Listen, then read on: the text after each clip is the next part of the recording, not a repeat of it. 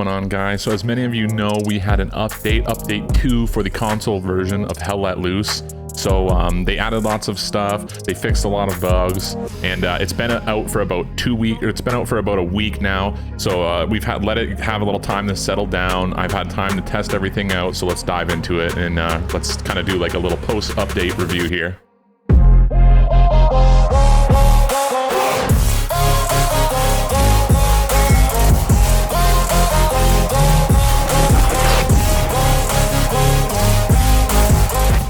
Patch notes. We're not going to go through every single bug fix and all that stuff, but we're going to kind of highlight the ones that I think are important. So we have soldiers. It's time to return to the sticks for a new approach on some of your favorite maps. Navigating in the fog of war will require alternate approaches as you and your squad adapt to a new environment.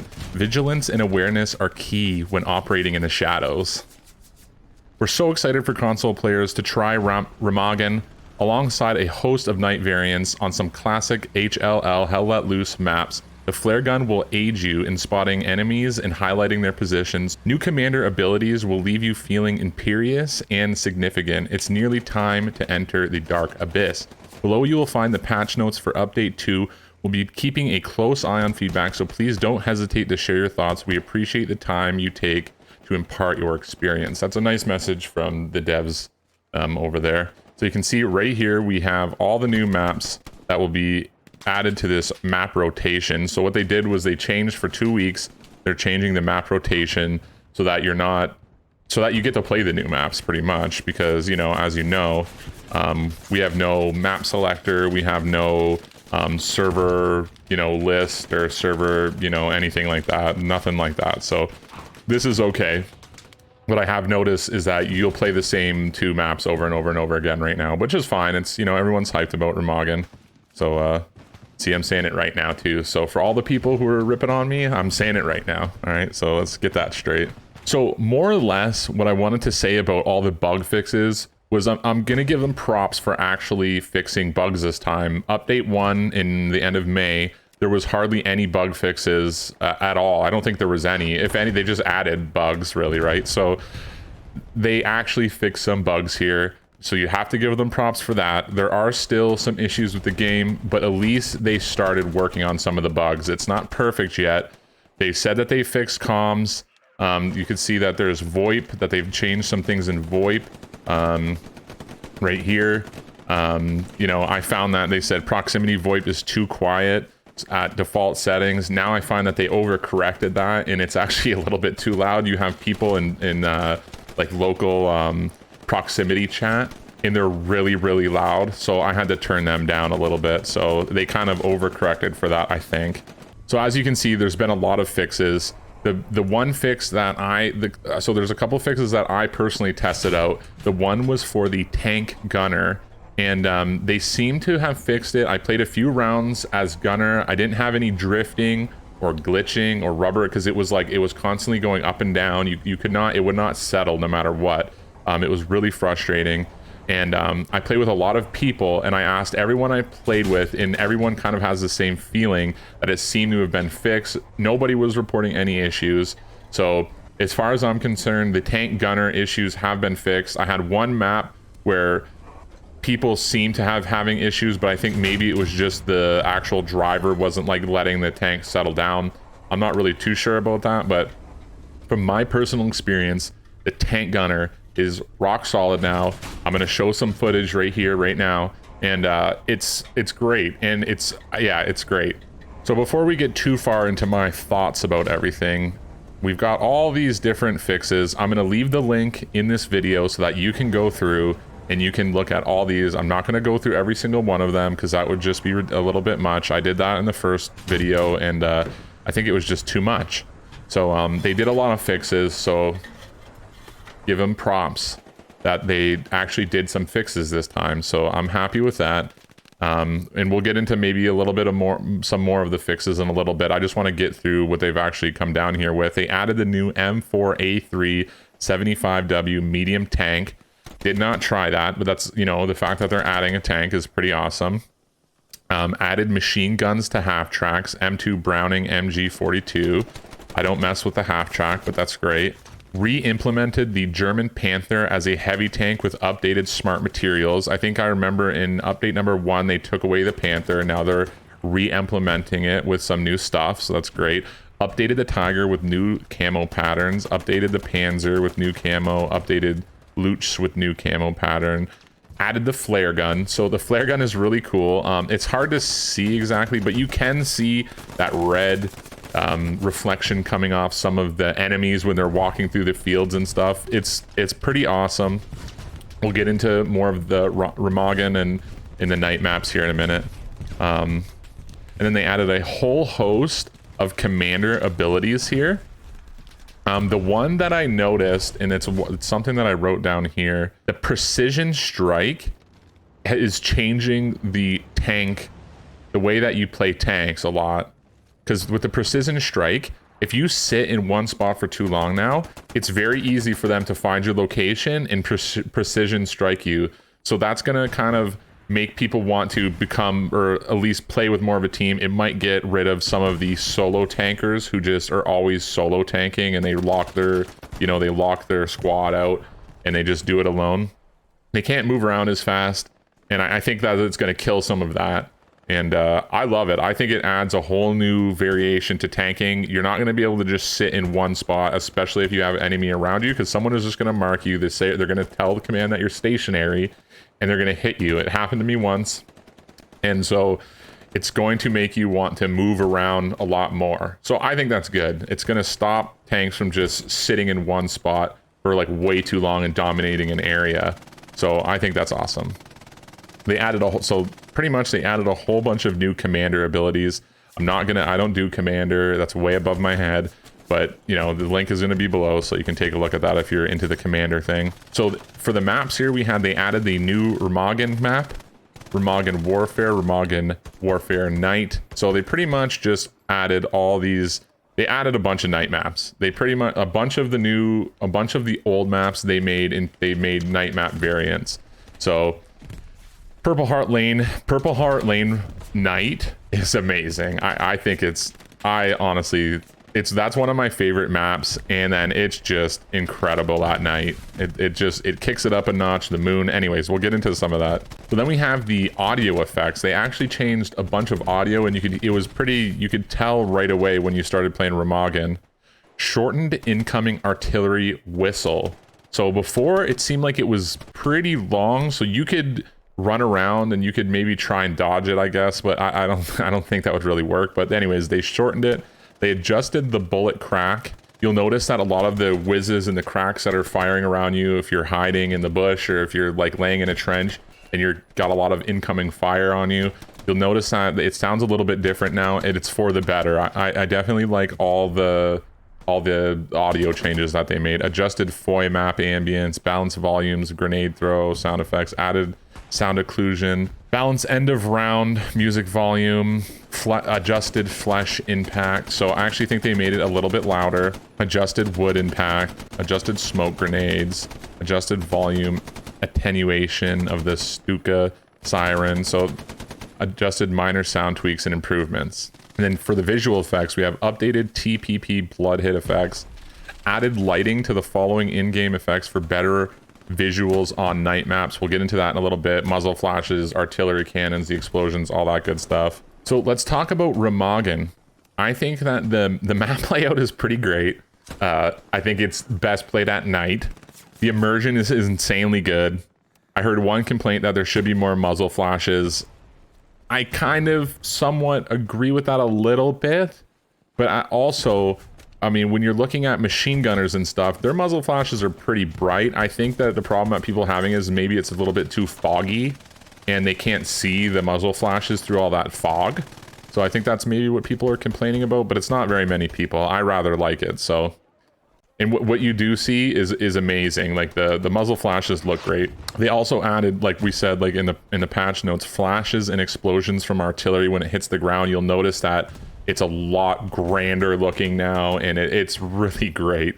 I think it looks amazing. And they added a host of visual effects, as we said in the patches, in the patch notes for the night fighting. And you'll notice that at night, there's a lot more visual stuff happening. The explosions are great. you know, they're very bright, and there's like there's all sorts of like, you know, flaming shit that comes off them and sparks and everything. And when people are shooting, it's just getting into a fight at night now is just, I think, incredible. When you have one side versus another side and there's a straight up battle between the two sides and there's not much going around the edges, and it's like you have two houses or two buildings or whatever, and it's so much fun. I think it's great. I think Remagen is great. The bridge can be a pain in the ass, but the night map actually gives you quite a lot of cover for your airheads. So if you're trying to get over the bridge at night, it's a lot easier because you have the fog and obviously the cover of dark to cover up that airhead, so that you can, you know, get that airhead behind them and kind of, you know, fuck them from behind a little bit. So the fog and the moonlight, we kind of talked about that, but I think it casts the perfect amount of light onto the battlefield. I heard some people complaining that it was too bright, that it was too dark, whatever. I think it's perfect. You can't, if you have it any more dark, you're not going to be able to see anything. You're not going to be able to really move around. And any lighter, it's just going to be too light. You might as well just play during the day. I think it's perfect. I think that you can, when you see like the rays coming through the trees, like the trees casting shadows, and it's really nice. Like the moonlight, you know, is going through the trees and it's casting the shadows onto the ground, and you can see those light rays, and it's nice. It's really, really nice. So we already talked about precision airstrikes. So I've praised it enough now. So let's get into some of the negatives that I noticed. The one thing I did notice, and it hasn't happened too much, it might be a certain gun, but I've heard personally when I'm playing the game that some of the guns have a delay in the audio. So you'll fire the gun and it'll take like a second for the audio to come through. Apparently it's on the Kar98. That's what people are saying, but I've experienced it on other guns. So, and it's something that it seems like it's only at first maybe, and then it works itself out. I'm not really sure. I noticed that it started at the beginning of the map, and then by the end it was like not an issue at all. The mics still cut out randomly, so it's looking like they didn't fix the mic disconnection issue too much. You'll have to change channels to proximity chat to squad, just back and forth to fix that. I was pretty disappointed. It doesn't seem to happen as much, but it's definitely still happening. It happened to me, you know, of the 20 hours I put into it, the 10 or 20 hour, or no, I put about 10 hours into it, into this new update. I've noticed that it's not fully fixed, but also too, people who have not been able to chat at all are now able to chat. And also in Reddit, I've noticed that people aren't able to chat at all since the update. So it's kind of a mixed bag. I'm not giving them a thumbs up for the mic thing. They still got a lot of work to do with the mics and with the VoIP and all that stuff. But, you know, for me, I've never had too many issues with it other than it just cutting out and having to flip that channel back and forth to get back into it. So that's that. They really need to fix that. It's irritating. People on Reddit are still like bitching and complaining about it. So it's obviously still an issue. I had one horrible daytime match. I forget what map it was exactly, but it ran horribly. Like there has been moments where the performance dips into like the unacceptable standards. And I'd had it at first, and then it kind of seemed over the course of the week to like kind of figure itself out. I don't know exactly what happened there, but I have noticed I had one with a whole group of players. We were all playing together, and the connection to the server was bad, like really, really bad. And it pretty much ruined that game. I left, and that was like my hell let loose for the night, and that was all I could handle. But for the performance wise, the night maps work really well, and I think it's because just the lack of light. It's just easier for the, you know, processors and for your GPU and your console and all that stuff to just handle the map because it's at night. So it's just, there's not as much processing happening there. So I think it's boosting your frames a little bit. So as far as like the improvement overall in performance, I don't think there probably has been like a boost at all. Like I'm still getting frame drops sometimes and rubber banding and stuff like that. But I mean, at this point, it is what it is. You know, it's just going to take them time to, obviously they've shown that it's going to take them time to like get some of these things down. It's up to you. It's up to us on what we find acceptable. for right now, I think the game is good enough where I can play it sometimes, you know, a couple nights a week I'll play it. I have a blast with it. You know, when it runs really horrible, it sucks, you know what I mean? But for the most part, it's running good now.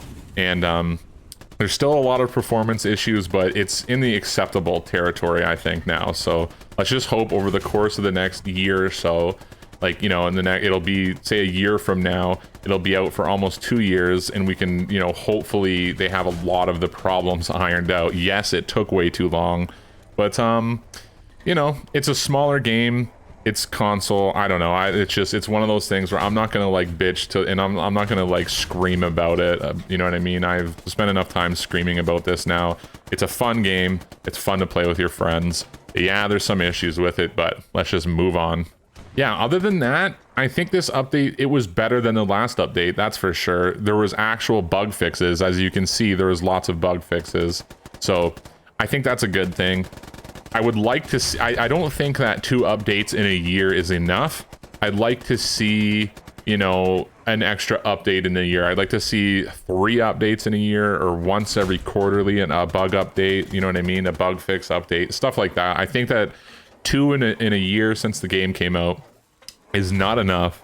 They need to, you know, speed it up a little bit. I think there should be at least 3 updates, you know what I mean? You know, every 4 months or so. It should be every 3 months. There should be an update. It should be quarterly. But what are you gonna do? I'm not the manager over there at this the devs that do this game. Yeah, it's not on me. So I don't know. You can only pound your fist so much, you know what I mean? Yeah, I'd love to see them come out with a performance update to try and squeeze some more frames per second and more bug fixes. They need to clean up the game before they add more stuff. Please give us server browsers. These are some of my notes that I'm reading here for. So of course we didn't get server browsers. Yeah, it sucks. You know, the server browser thing sucks. It'd be easier to find your friends. It'd be easier just to play the game. You know, it is what it is. At this, they really do need to add it. I don't think it's that big of a deal if they add it. They have it on PC, if I'm not mistaken.